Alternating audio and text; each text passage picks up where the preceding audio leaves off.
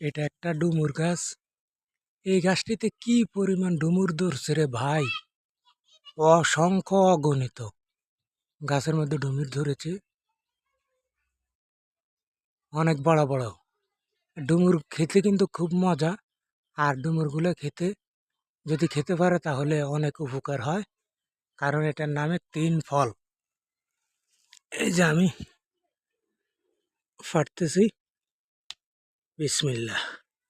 এই, আমি এটা খাবো, কয়েকটা নেব, আমি খাবো। ডুমুর খেতে পারলে অনেক উপকার হয়।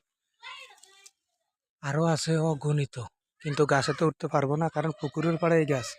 এই যে পুকুর, পুকুরের পাড়ে এই গাছ।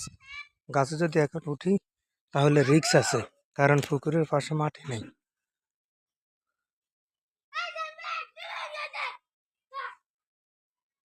আহ, ডুমুর রে, চমৎকার!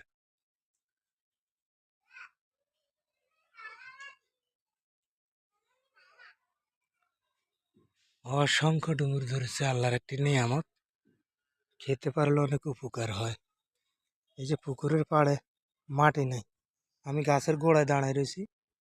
মাটি না থাকার কারণে আমি উঠতে পারতেছি না, যদি পারতাম আরো কয়েকটা পারতাম, কিন্তু গাছে ওঠা অসম্ভব।